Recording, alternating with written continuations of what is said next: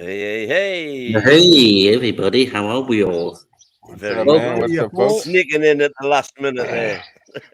Yes, it's been a week. I can't go into it, but I'm, it's been a I'm sure it has. Good can I to swear a see you. minute in. Probably not. It's been a effing bleep bleep bleep bleep bleep with a capital C of a week. It really Well, has. Yeah. good to see you taking the time to be back, brother. Hope all gets Yeah, well. yeah. It's been a week, but we're getting there. We're getting there. We are solving the problem. I'll tell you one thing though, it's hot as hell over here in Missouri, man. Yeah, Damn. Yeah. But yeah, Snap. not doing too bad over here. We're doing all right, aren't we? Not I too heard bad. you guys. Yeah, I heard you. yeah. Did I hear Yeah. right? Did I We're a hear right bit that you guys got good weather?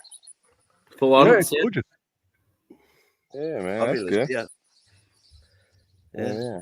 Well, I tell you what, Paul, it's a while since you've been on with all your various goings on.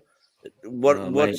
What's your take on the Minty Oh, DCL saga? flipping hell, man. Honestly, I'll tell you what. The Twitter went into an overload the last couple of days. Apparently, we're offering Elliot Anderson for a player, and then that didn't happen. And then Minty's going to go to Everton apparently, or somewhere for 40 million or whatever. Then we're after Calvert Lewin for pennies. Callum Wilson's going to go to West Ham for 26 million. I'm going to Queen's Park Rangers on a free. You know, it's just honestly, it's just like, what's the next rumour going to be? You know, you got them in, what's his face in the background? You know, with homeless looking guy moaning, the Newcastle won't give us Dan Ashworth. Oh, feel sorry for us. I mean, Yeah. honestly, Yeah, shut man, up. that guy's a numpty. But we're numpties. I think if there's any truth in us getting rid of Minty, I think that's a really stupid decision. He hasn't kicked Or the ball Calvert for Lewin. us. I mean, hasn't kicked the ball for us, and we're going to sell him. And you watch him become. You know, if we do that, you watch him. You watch him become one of the best wingers of the Premier League or something. And we've missed out on him. I just don't understand. I mean, I know we got a. This is what this. You know, making money is putting you in. You know, this is the problem with the Premier League, isn't it? This is what all this PSR rubbish is making us do. I'm sure the club don't want to sell him, but if people are offering money for someone, I mean, annoyingly, I'd rather get rid of Miggy and Callum Wilson, and hopefully that gives you enough money to make, you know, what you want to buy in. But obviously, I guess no one's coming in for Miggy. No one's coming, you know, maybe Callum Wilson might go for 26, 27, but I don't know. It's been frustrating because I just don't know what we're able to do. I don't know what we're able to do with money. If we're in trouble with money, do we need to sell by the 30th? Do we not need to sell by the 30th? You know, the agent's coming out saying that we've agreed with an unknown club. I mean, great, brilliant. Who is this unknown club? It's been frustrating. It has to be known to Newcastle because the fact is, Yeah. Minty is under contract. Yeah. So nobody can talk to him without first getting permission from Newcastle. So if his agent has come out quite openly and said that Minty's agreed fees with this unknown club, so that means Newcastle must have given permission for him to conduct the negotiations. Yeah. But I think that's the problem. Man. Look, if we don't know if we must sell. I mean, at the people are saying that it might be true, but if you just take that out of the equation, which is hard, I know, but just if you take that out of the equation, there is absolutely no reason as to why we need to be selling Minte whatsoever, because you know what Almiron is going to do for you. You know Murphy, what he can do for you. I've heard people over social media saying, why are we getting upset over a player that hasn't played for us once yet? And I cannot understand those comments, because he clearly has done well where he's playing at a big club in the Netherlands. Whatever it's not the top, whatever you want to say about it, he did his job to come to prove himself to get an opportunity at Newcastle, and all of a sudden we're going to get rid of him. I just have no clue why this business is being conducted like this. I mean, again, if you say, well, he's one of the, if you have to choose a player to sell, that's the one. All right, then I'll shut the hell up and don't say anything. But we don't know 100%, and you're gonna get Lewin that his injury history speaks for itself. I'm not saying that he can't be a third striker, perfect. But you're not gonna potentially get rid of your starting right wing for a third striker. I don't think that's a good business at all. So that's where it's at. I'm just confused about it, to be honest with you. I wouldn't be. I'm kind of on the side of those that are saying, I know you are.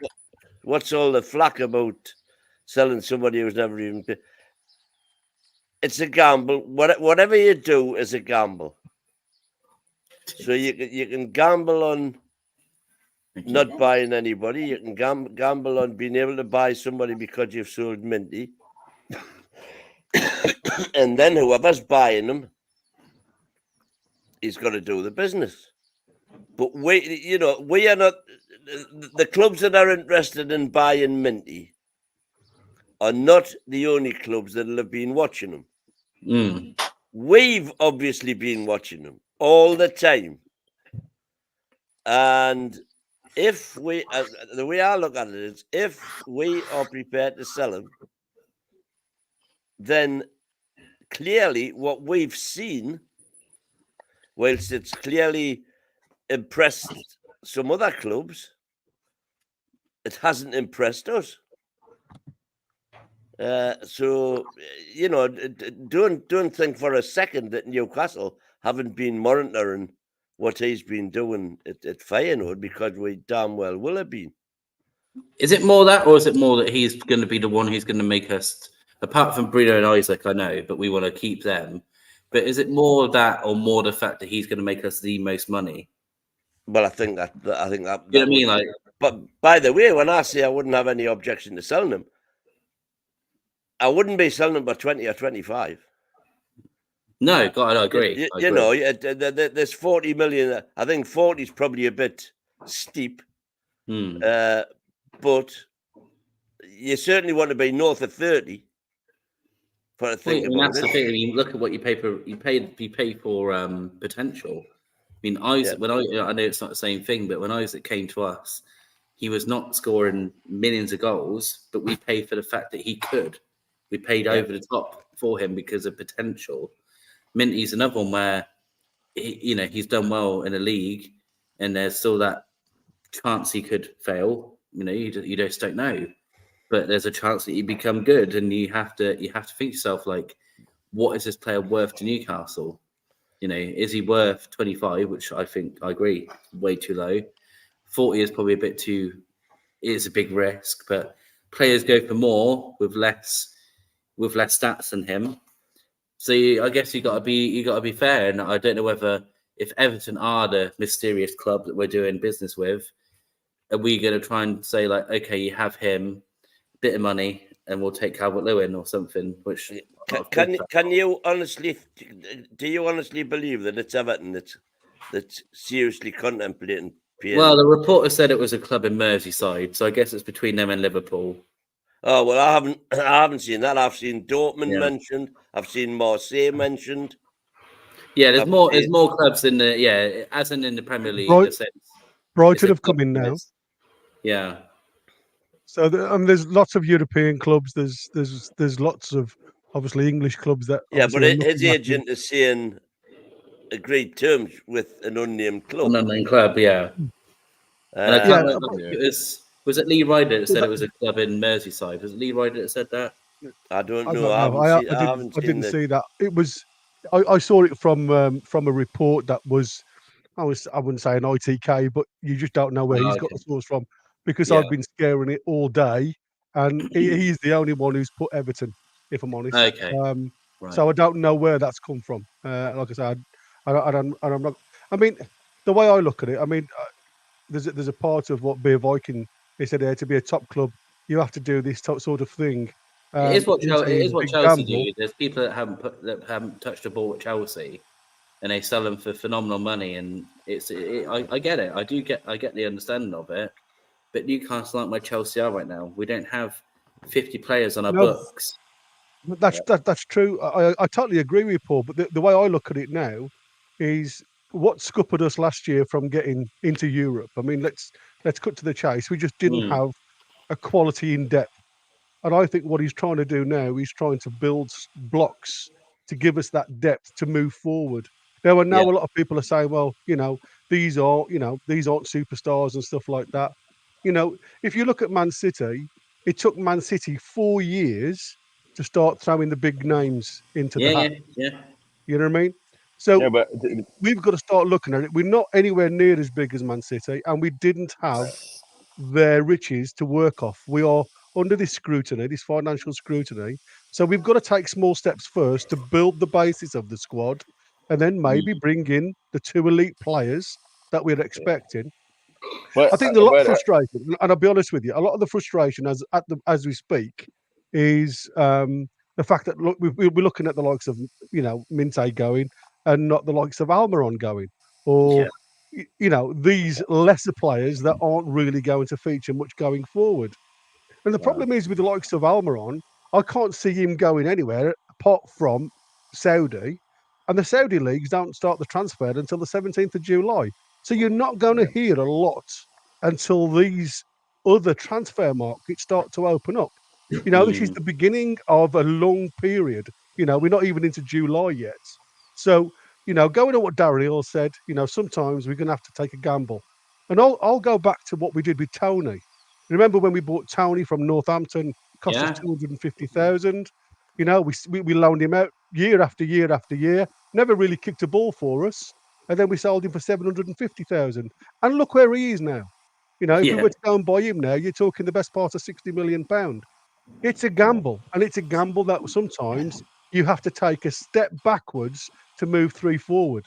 And I think Minte, because he's got so much interest, without sounding as if I don't want him to go, because I'd love to see him have a chance in the Premier League. I really would. And I would love to see him have a chance in black and white. I just think at this present moment in time, under the scrutiny that we're at, it clears 2 things. Any PSR that's outstanding by the 30th of June, and it gives us that amortization going forward for any other players we sign, because it's going to be a complete blank canvas. So I understand why people get upset. I understand that people don't want to see him go, but I think it's good for the club. If I'm absolutely honest, I think it is a positive move for the club because, I mean, I'm going to put this one on the screen. If you look at, there's lots of really good talent in the lower leagues, and it's proven. Why are we not building the lower end of the squad from Championship players? Souza, defensive midfield at Sheffield. Ogbena, Luton's rapid right winger. There's 1 or 2 ones out there that would really, if you want to go and replace the lesser players with, because that's what we've got to start doing now. Don't forget, we've got rid of Dummett. We've got rid of a few of, Richie. These are the 2 players now that we need to replace straight away. They're not going to be superstars. They're just going to be squad builders. And these are the players that we're bringing in now. I don't go along with it. Build the lower end of the squad business. I think what money we have should be spent on first team ready players, going straight into that first team to make our current first team players the lower end of the squad, if you like. Well, I would say this. I would say this before. Are you guys hear me well? Yeah. Before I go on, because I'm getting cooked over here. I gotta say that obviously I think the jury is still out on whether this is good or not because we don't know. We just don't know what's happening. And listen, we might sign somebody. They might have something under, working, cooking, something that we don't know. And in a month, they might sign a right winger that that everybody's gonna forget about this whole thing. So, so we just don't know. And I mean, I'm just saying, I'm looking at it from the perspective. I'm not saying, I'm not crying about signing the best players in the world. I just thought keeping a player that is free, he's here, giving him the chance to maybe possibly become a good player in the squad, a a starter to say the least. Because if Mente stays in the squad, he's already starting on his right foot. I mean, because he knows Almiron Eddie will give him an opportunity over all those guys. But if the club thinks that it's better to sell him, and for FFP reasons, they know exactly what's going on behind the scenes and exactly how much we have to sell, how much we have no debt. But what do we have to do as far as FFP is concerned? Then it is what it is. But as of right now, as of today, I think the jury's still out. But I'll take off, and you guys handle it from here on there, man. I appreciate you, and yeah, I mean, how Give the a shade, lads? man. Yeah, man, it's hot as hell, man. You can't get away from it out here. Get that AC on. Yeah, I'll definitely go in and cool off real quick. Just jump in the pool, man. Hey, look at that. Pool is ready, man. It's just it's waiting for me. But anyways, you guys take care. Thank you so much for your work. Everybody hit the like button. Appreciate all the mods. Everybody out there listening and watching. I'll see you guys tomorrow. So hopefully we got good news, whatever it is. But anyways, I'll see you folks later. Take care, folks. Cheers, Chris. Ta-ra. I mean, just looking at a couple of these, Niles put Minto was an Ashworth signing. That's the truth of Eddie doesn't want anything associated with him, and he could be stopped. Hall deal. He would have.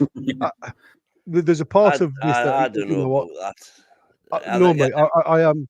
Everything I am was totally bells and whistles when Ashworth first came in, and I don't know. I mean, you've also got to think is obviously even though Ashworth was picking one or two players for people to go and have a look at, his main job was to set up the background.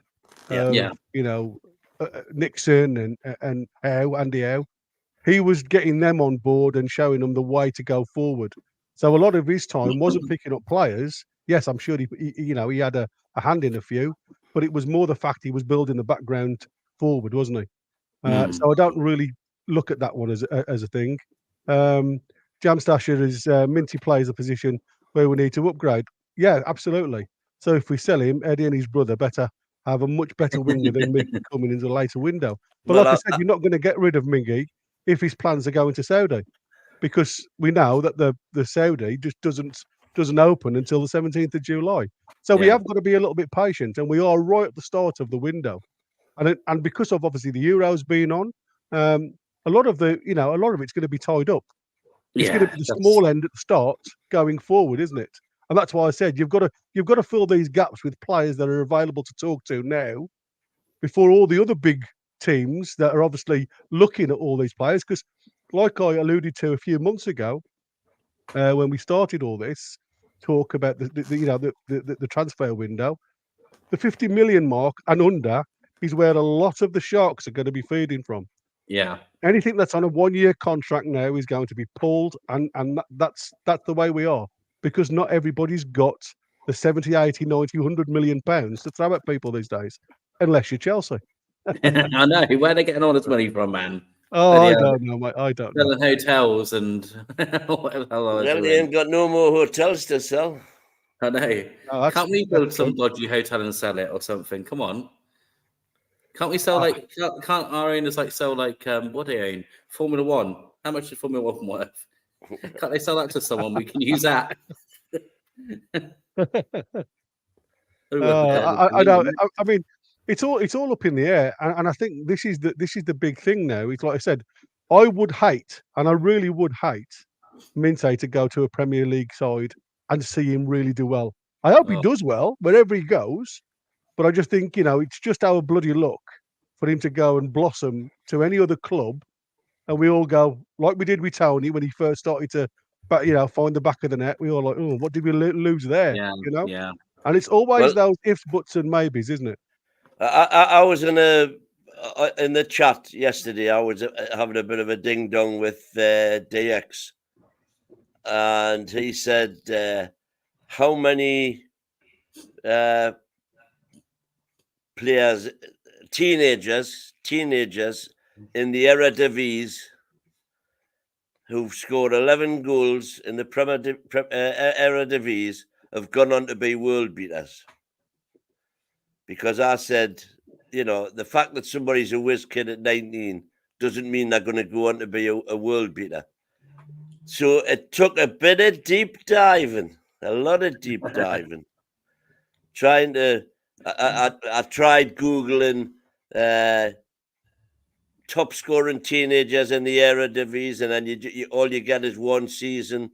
So I ended up. I spent about an hour on it, and I ended up doing it back to front, and I just found out who were the top scorers, who'd scored the most goals in the Eredivisie, on the basis that the teenagers who'd done it would be in that group. Yeah.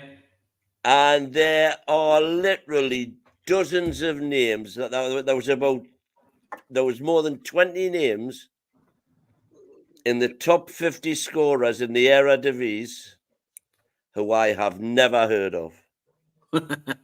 Never heard of. The guy, I forget his name now, but the guy who was top of the tree, who scored the most ever, I've never heard of him before.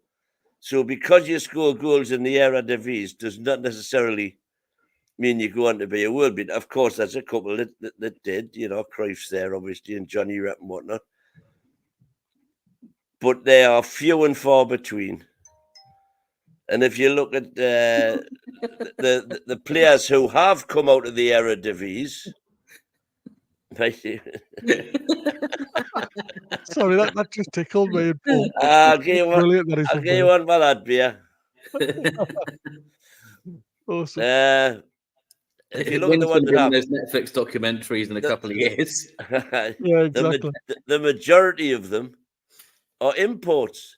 They're kids that they've bought from South America that have gone to the Ajax Academy and the PSV Academy from South America. Mm. You know, Anthony and R9, all of these players. They weren't teenagers scoring loads of goals in the Eredivisie. So there's a massive, massive difference between doing it there and doing it in the Prem. And like I say, if we can make, we're paid 8 million for Minty. So if we can make 25 mil on that, let's say, that's 25 million for nothing. It's like me when I gamble. If I can cash out for anywhere near something decent, you know, if I can double my stake, for example, and I've got the possibility of winning 20 times my stake, if I can cash out for double my stake, I'll double my stake. Somebody give me an even money winner every day, I'll take it every single day of the week. I understand the logic by the club. I do, because like I said, it's like the Chelsea model. You know, you buy all these young players. Hopefully, one of them does something well on loan or whatever. They attract someone. You get that money in, and it's free. Yeah, I agree with you. When you buy low, you get 20 million, 30 million, whatever, and then you've sold for higher. I get it, but I'd be more happy doing it when we had bigger squad. Yeah, and we had someone in replacement for, you know, look, Almiron. I love Almiron as a player, as a person. He's lovely. He's always been very kind. I've bumped into him many times. He's taken pictures. He's signed things for me. You know, I can't speak highly enough of him as a person, and his work rate. But you have to, you know, when you want a project, you need an upgrade on him. And I'm pretty sure, well, he probably wouldn't admit it, but people know he needs to be improved on. Whether he's the second one there or whatever, I don't mind him even staying. I don't care. That's fine. He's still a decent sub. You know, we've seen that he can be a decent sub. But if we want to be a serious top 4 contender, or one day, championship, challenger, no offense, you're not winning that with Almiron on the wing. You're just not. It's just not going to happen. But there's equally nobody saying they're going to do that with Minty on the wing. No, yeah, and the other way I look at it is, right now we are severely constrained financially. Yeah, stupidly, but yeah, we are stupidly. The time will come surely in the not too distant future when we aren't. Yeah. Oh, it's a So nasty. if right now we can make 30 million on Minty, and he does go on to be a world beater, who's to say that we then will not be in the position? Yeah. Okay, yeah. we might have to pay £100 million for him, hopefully. I think And if if that's the case, then we'll be in a position to go and do that. yeah, the sensible thing is if you sell him, you put in that buyback clause. That's the most sensible. Then you get less money for him, don't you? Yeah, that's my only problem with that theory. That of course you get, whichever conditions you put on the contract reduces what they pay for him. There's a bit of a check going on in the Scotland game here. The goalkeeper has just absolutely Superman punched someone, and there's a lot of activity going on. Well, there's a bit of a crowd around the 6-yard box, isn't there? I know. Nasty head injury. Oh dear. This I mean, game, the only thing I look at, and I've got two perfect people in front of me. You two are great on your history of Newcastle. Well, I'm not, as we both know. How many players have we bought in the past that have looked absolutely superb from the scouting side of things in their continent, wherever they've come from, and they've been absolutely crap in our league? quite often. Oh well, we know Tories for it, aren't we? The biggest example of that was Hugo Viana. Yeah. He was the golden child of Portuguese football when we went and bought him. And he was garbage. Yeah. Exactly. Well, Jeremy came with a big reputation. Who did? Yeah, he did. Absolutely. Jeremy came with a big reputation. He was terrible. When we signed him, I remember, a lot of pundits going, "Hey, that's a decent sign, that is, for Newcastle," and it wasn't. Silvio Maric, another one. It was paid really top dollar for him, the best kid in Yugoslavia. He was rubbish. Yeah. And that's what I'm saying. I think if somebody had come in with stupid money, I think the answer would have been no. I think the biggest problem we've got now is one, he's not proven in the Premiership whatsoever. He's proven one season in the Eredivisie, which is probably a lot less a league than what we've got at the moment. I mean, there is some good sides in there. I'm not saying there isn't, but there isn't the competition that you get for the 19 teams that you play against. So, I mean, apart from the ones coming up, obviously, but even that last year proved difficult for us, and we know that. And that's what I'm saying. If the price on the table wasn't so high, I don't think they would have even thought about it. No, it's a case of with what it gives us going forward is double what we would get if he was to come and have one season and flopped, because then you'd be buggered to sell him. Yeah, and that's the gamble that you're facing. It's got nothing to do with he's this, that, and the other. We don't know what he's like because he's never played in the Premiership.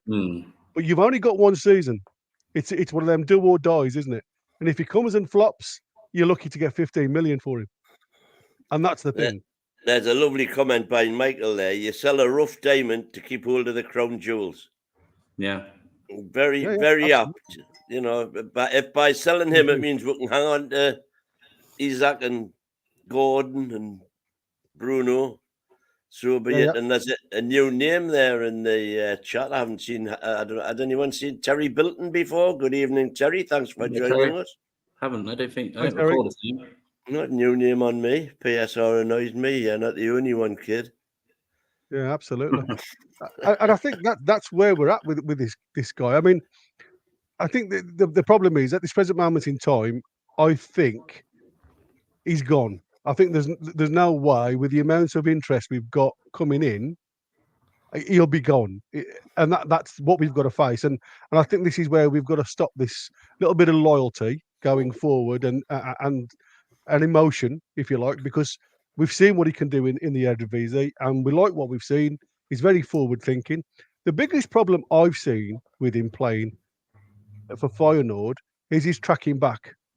He's not a supporter of getting back in defence and doing the hard yards that Eddie likes.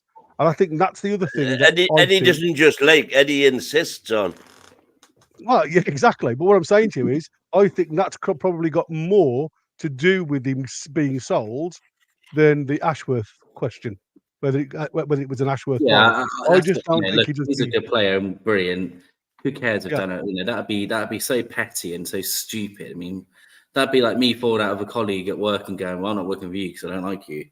Like, no, Yeah. Absolutely. It's one of his things. Well, I mean, obviously, we're not going to hear, the last of this, because I think it's just going to be one of those, like, repetitive wails. It'll go on until it happens.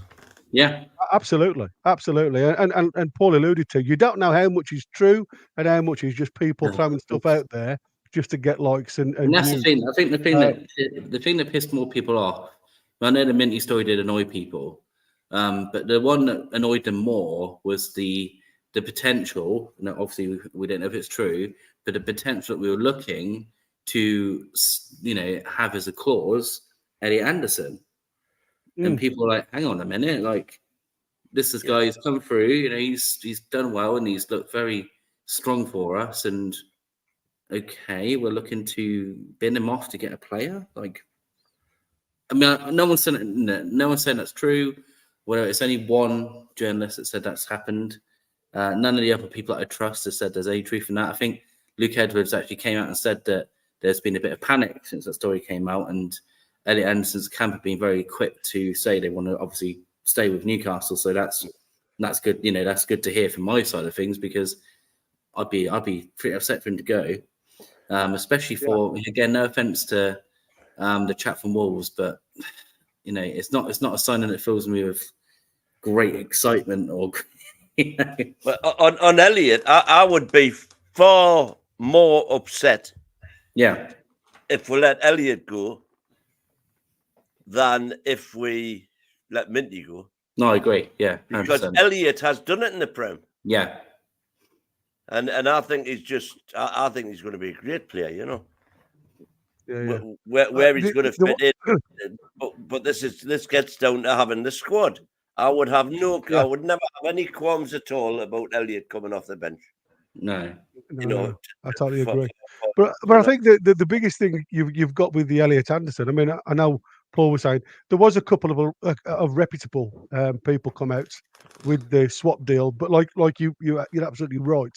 When as soon as you hit the X, as it's called now, Elliot Anderson, his team or whoever, come back and said he wants to stay at the club, and obviously he wants a new contract. And we spoke about it yesterday about, there's people out there that I would rather see gone before Elliot Anderson goes. Because the one thing I've seen with Elliot Anderson is he actually gives you a little bit of pound for punch in the middle of the park. And I still know he's young, and I still know he's obviously coming into a new position, and he's still got a hell of a lot to learn. But I think he's another raw diamond. I think he's going to be one of them players, especially when you've got the likes of Bruno working with you on a daily basis, that he's going to learn a hell of a lot and can be that next stepping stone going forward. I just think with Elliot Anderson, I do believe that there's probably a little bit more of. Let me ask you guys, because I can't understand this. If Elliot Anderson plus cash was for Max, was it Max Kilman? Yeah, the Wolves centre back. Yeah, another left-footed centre back. We're overloaded with left-footed centre back. So, what is your thoughts on that? Is Eddie thinking about going to a 3 at the back against the cartel? You know what I mean? Is he trying to shore up the back line? Because don't forget, when you're going to have Botman there, you've got Lloyd Kelly there, you've got Burns there, and then you're potentially going to have Max Kilman there as well. Yeah. What's the idea behind that?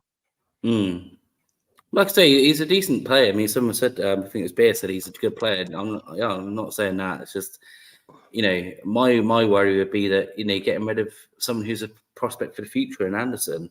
I'd be surprised in a few people say here they wouldn't be that bothered if he went. It's a bit of a surprise, it's a surprise to me seeing that. I know we're overloaded in midfield. I get that, but it just, for me, like, Anderson's a prospect.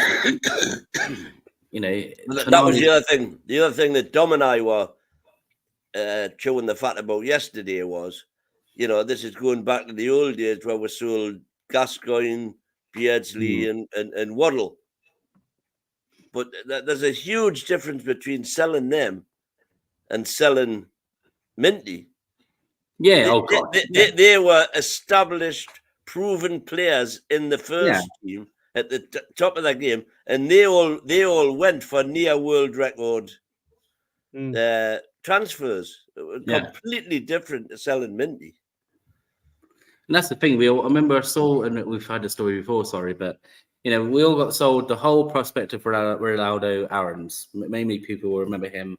You know, we're sold this thing that he was this next big thing. You know, he's going to blow the Premier League wide open, and it just never came off for him. You know, he started sporadically, injury, you know, whatever, poor performances here and there as well. It just never got going for him. And you could kind of see like a few sparks and think, oh, there's a bit of a player there. And I guess that's the risk, isn't it? Where Minty could be the same. It could be, you know, you stick with your guns and you say we keep him, and then he doesn't really provide it, doesn't bring it or whatever. The Premier League's too strong for him. And then you're kind of thinking, oh, if we had a chance to sell him for... hindsight's a brilliant thing in football, isn't it? It's a lovely thing in football where if we get a chance. Yeah, if we get rid of him for 40 million, let's say, and he turns out to be, you know, just not what we thought, then we're thinking, well, that's great. Or you get rid of him and then he turns into this world beater and you think, oh, man, like, what could have been? But I guess that's the role. Yeah. It's a dicey role. I'm just going to go back on this one because obviously he's called me an old man, and thank you for that. We've got multiple midfielders, so we can live without Anderson, but don't have right wingers. I'm not saying it's not an area that we should concentrate on, but what I get to is the fact that you look at last year, the reasons why we didn't get to Europe, but I'm not going to say top four, but just say Europe, was because we didn't have depth in squad. Now, as daft as it looks, you know, you can pull as many airs out as you want. We had some really freaky injuries last year. Some were obviously during games, some were in training sessions where somebody would just get stress fracture or something silly like that. Now, we lost Anderson last year, and because we lost Anderson last year, then we lost Joe Linton. When you say we are stacked in midfield, you only need to have a couple of injuries in the middle of that park, and before you know it, you're down to the bare minimum again. So that's the reasons why I say you keep your strength in the middle of the park, because you don't need to buy for the middle of the park anymore. You concentrate on other areas. Now, I totally agree that we need to start, obviously, if the option comes where Eddie thinks that Anderson is the one that he's going to get rid of, the other thing I look at is homegrown players. And that's why he's bringing English in. But it's a different kettle of fish when you've got academy players that have come through the system, because you don't even count them in your side. They're like freebies, aren't they, in Europe? So from that aspect, I always say keep your homegrown players that are good enough, the likes of Miley and Anderson. But you know, I'm not saying you don't look at right wingers. Of course you do, but you get rid of what you're not going to use rather than something that you can use, and that's what I'm saying. Just as an aside, I'm guessing Terry, the new name in the chat, must be from America. Because he's saying Ashworth Garden will look better than Brooklyn Botanic Gardens, which I wasn't aware of. I don't know if anybody else is, but I don't think they're world famous, but he obviously is. I'm sorry if you. Obviously, I've been so busy with what's happened at work. I don't know if you've already covered it, but you know, Vim Radcliffe, he is an embarrassment to himself. You know, going on this interview, moaning and groaning about, oh, you know, Newcastle just won't deal with us and stuff. He's in a contract. You're meant to be a businessman. He's in a contract, you idiot. If you want him, pay the money. Simple. Stop moaning and stop trying to get the taxpayer to bail you out all the time, because, you know, I'm glad that some papers are finally, calling him out on it, because he does my head in, playing the victim all the time, moaning on about Newcastle being this horrible thing, like when we're just doing what's actually allowed by contract law. You fool. I mean, honestly, he just does murder in this rat. It just really pisses me off. I mean, I hate Man United anyway, but he just makes you hate them even more. He really does hate them so much more. You know, along with Goldbridge as well, I guess. You know, he's another reason to hate Man United as well because of his stupid rants and his stupid pajamas. You know, when he's a grown 6-year-old man.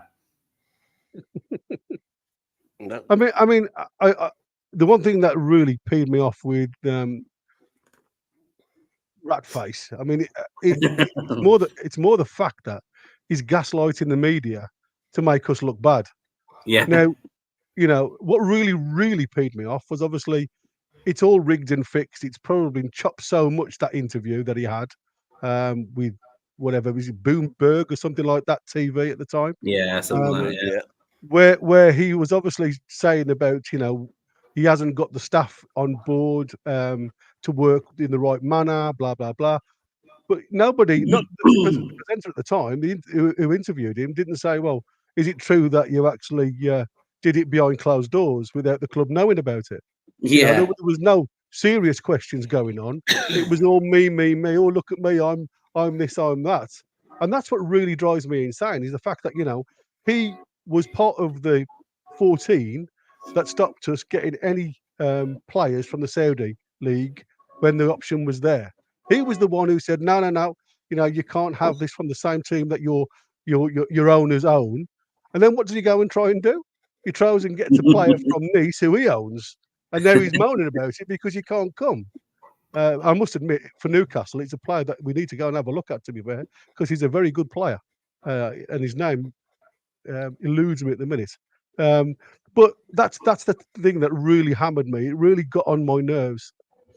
Was none of it was mentioned about the backhanded antics that he was getting up to with all these emails, and then you get the likes of, you know, him trying to make it sound as if we, you know, Newcastle, are stopping him going forward.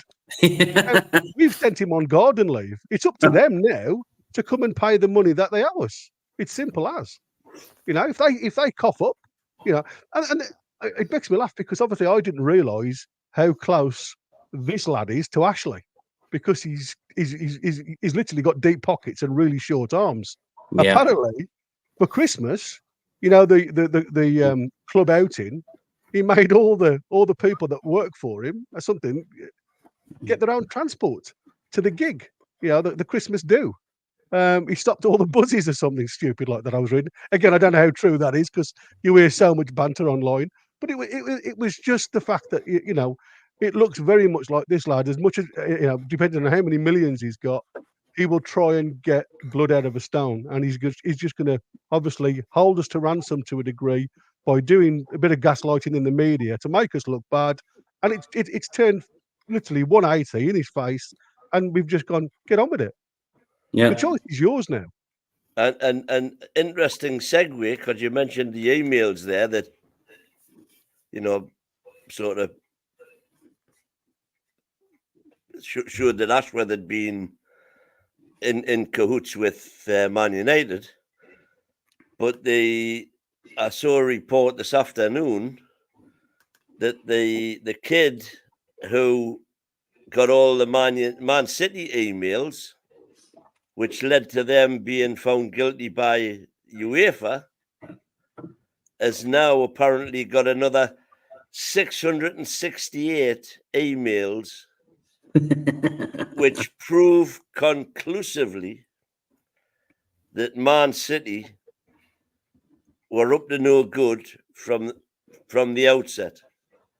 This is another 668 on top of the ones that UEFA have already seen. And this, I think it was in the Spiegel, the German newspaper, that said it could blow the Premiership apart. Wow. So I look forward. That lad's under house arrest, really, isn't he? Because he's having death threats and all sorts against him.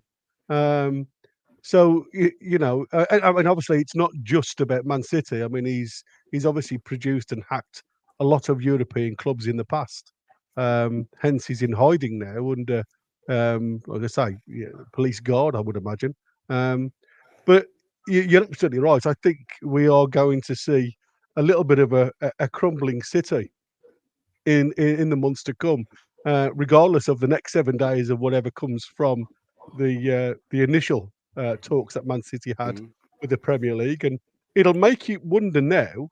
Now this has come to light, whether we hear anything from that meeting, because like Wynne said yesterday, we've Friday, heard nothing apparently. at all, have we, from that? Friday. The findings are out on That's what I'm Friday, saying. apparently. The findings, yeah, but will they come out now? This has come to light. You know what I'm saying?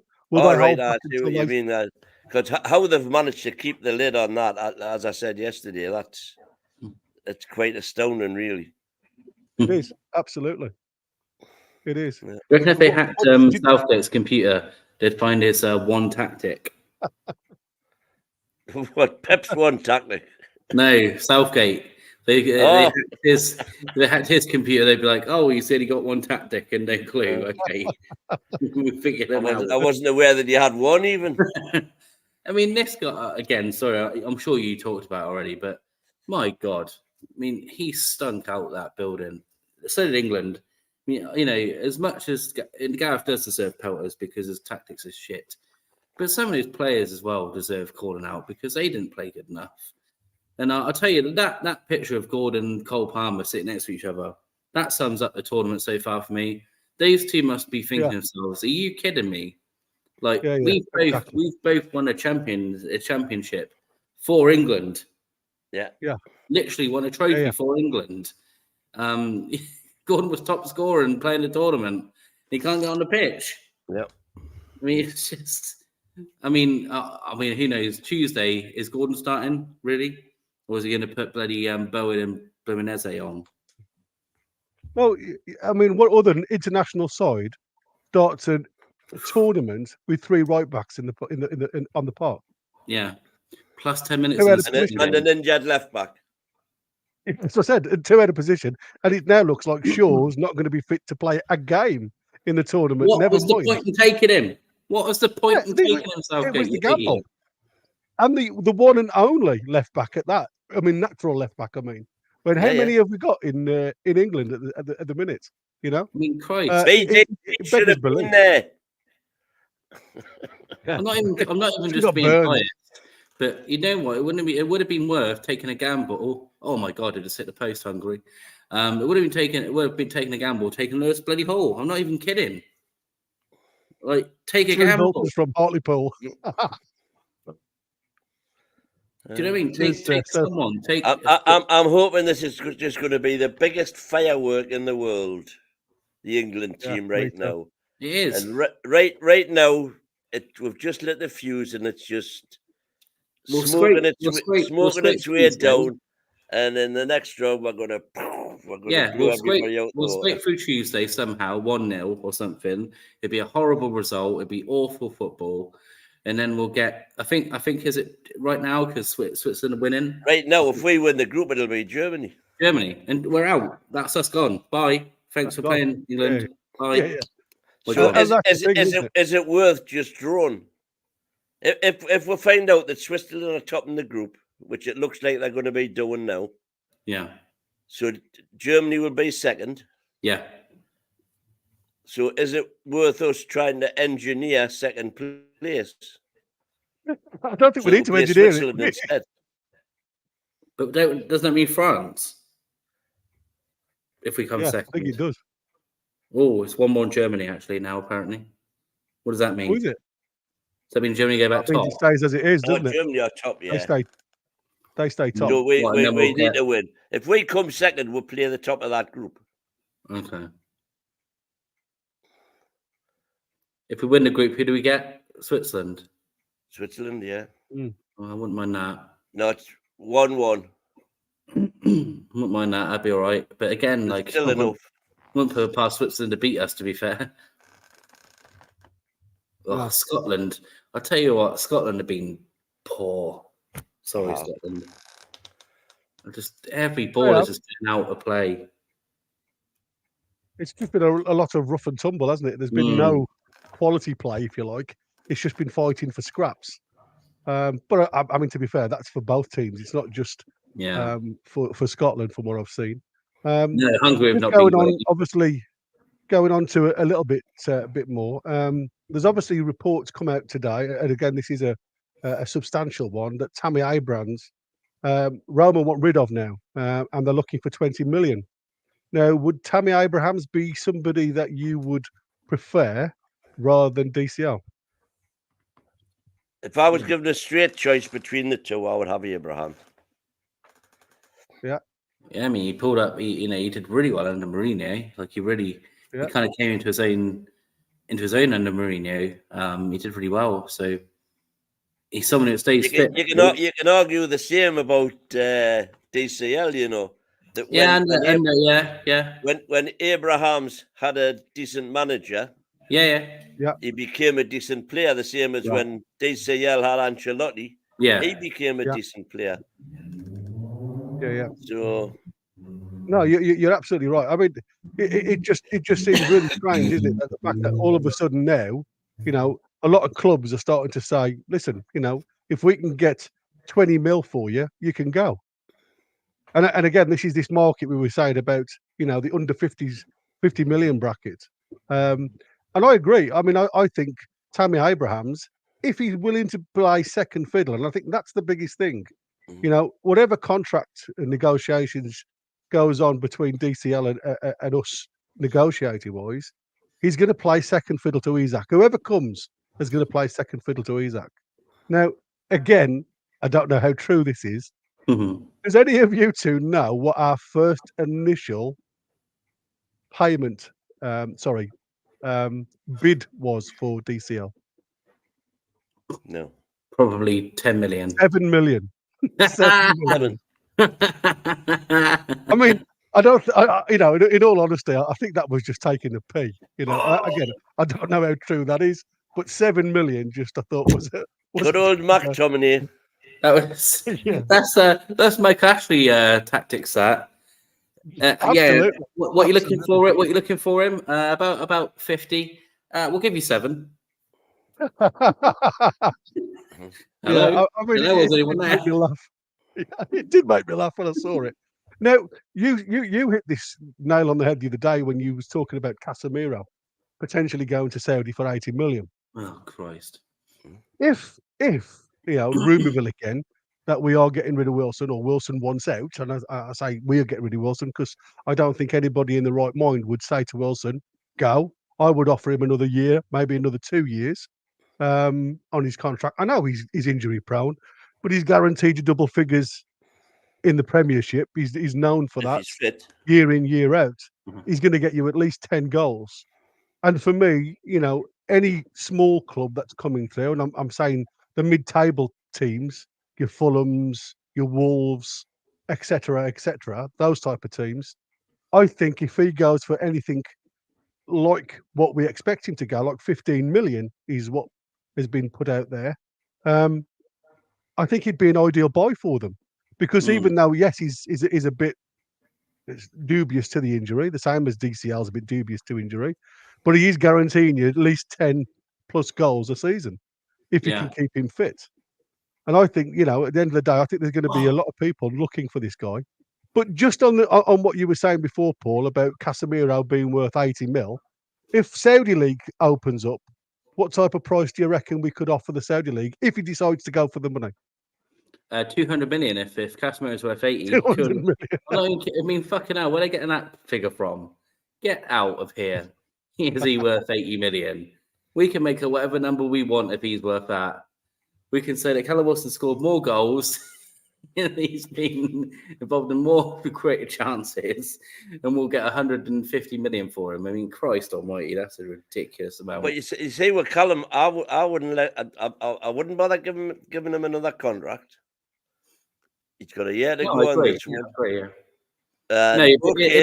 It means that he's then going to be a free agent, and we would still then be in a position if he can keep fit for a year. Let's say we would still be in a position to offer him an improved contract. Yeah.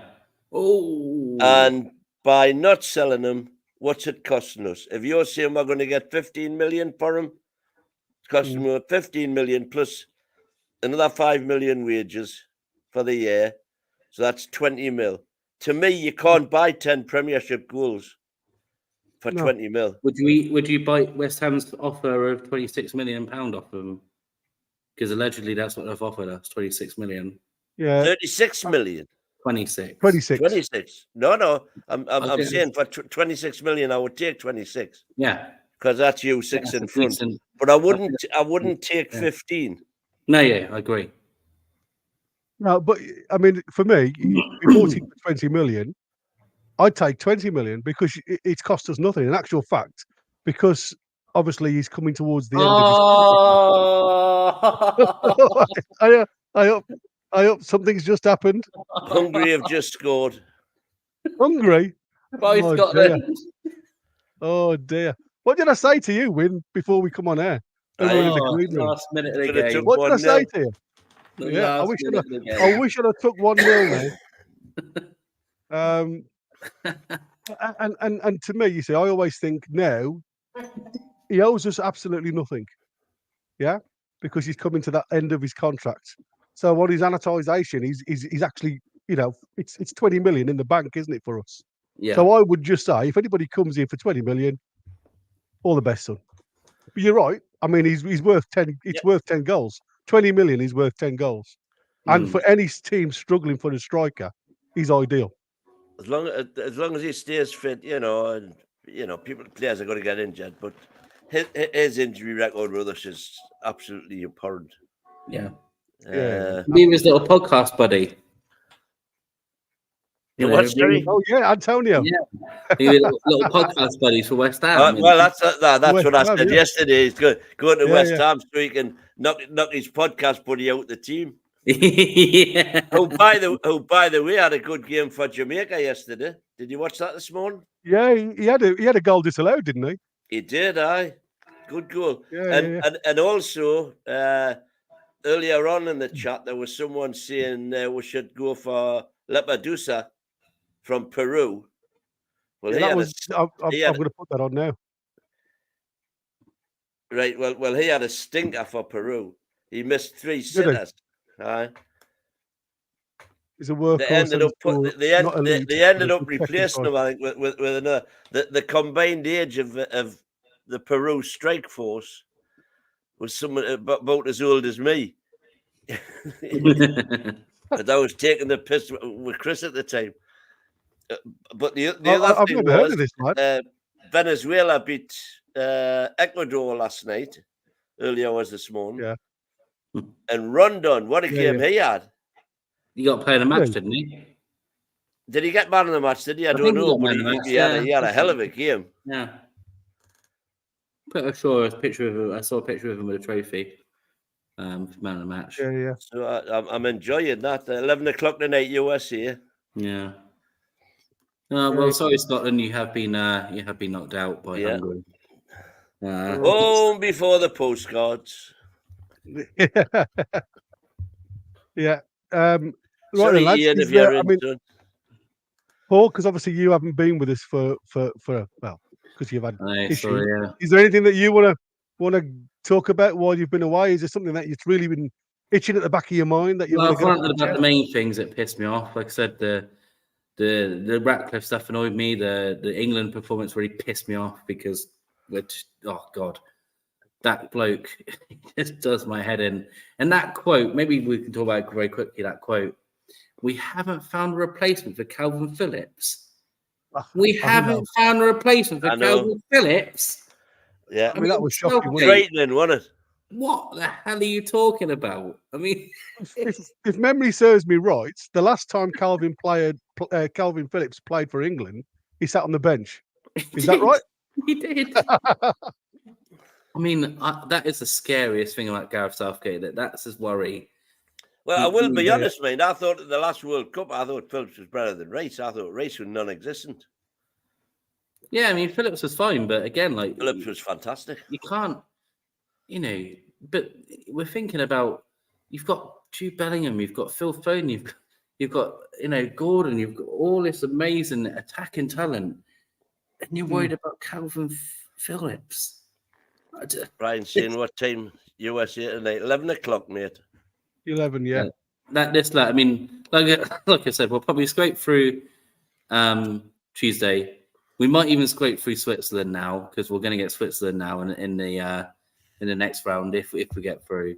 We might even scrape that. But when we're through to the quarters and it ends up being France or whoever it might be, that's when we're gone. I just don't think we get in front of a decent team and not get destroyed by them. I mean, hey, I'm not even saying that Switzerland won't do us because I haven't watched the game, so I watched the Scotland game. But if they've given Germany a game, I know Germany would have made changes, but their second squad isn't bad either. So. I'm just looking at Brian there, really sticking up.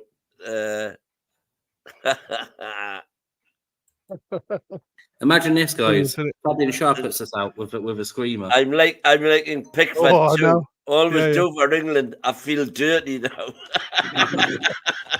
I tell you what I liked a bit earlier on in the chat.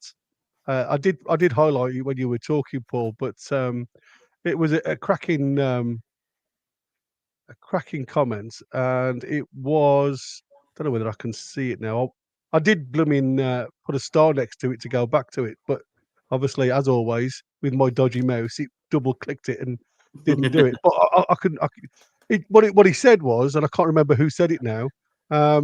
Imagine if social media was around when we sold coal to Man U. Oh, life, Jesus! I mean, can you imagine what it would be like now? You know what I mean? There would be more Keegans out than there is Eddies out. Yeah, absolutely. Would it have been Freddie Shepherd out? Maybe, I don't know. I see you. I noticed earlier on the chat I had Tristan lookalike. I forgot to take the name, but Tristan, I love Tristan. Where is he? Oh no, he's gone. He's not subscribing to our channel anymore. He's got Tristan in the chat, is he? You're Tristan. We love you, mate. I want you back. I want you back for good, Tristan. Yeah, absolutely. We're going to do a barbecue for you and invite you first. Scotland get battered everywhere they go. Everywhere they go. Oh, Scotland finished bottom of the table as well. Yeah, I think Queen was saying that Ian's over on another channel, so unfortunately we can't take the mic. But I mean, to be fair, guys, I think we've covered everything that we need to cover. It's going to be rife over the next couple of days. We know that. We will keep you informed as much as we can, guys. Keep an eye on the latest rumour, which I don't think we mentioned it, did we? The Isaac rumour that's gradually coming to the public. Yeah. But again, I don't know what sources that was, mate. To be fair, I know you mentioned that tonight, and we'll have a go tomorrow. Yeah. We'll delve into it tomorrow, guys. When we get some more info on that. Just some news about Isaac. It's nothing major, but obviously it's just an internal thing. But like I say, guys, thanks ever so much for watching. We've just been over an hour. Don't forget to hit the like button before you go. If you want to follow us, obviously, please subscribe. Hit the bell if you want to see us, any of the thumbnails pop up for future reference. Have a look at our website, NUFC Talk TV. And again, once again, thanks everybody in the background, all the mods. Thanks, Paul. Thanks, the Mighty Win. And we'll see you tomorrow for another show. Toddy Boggles.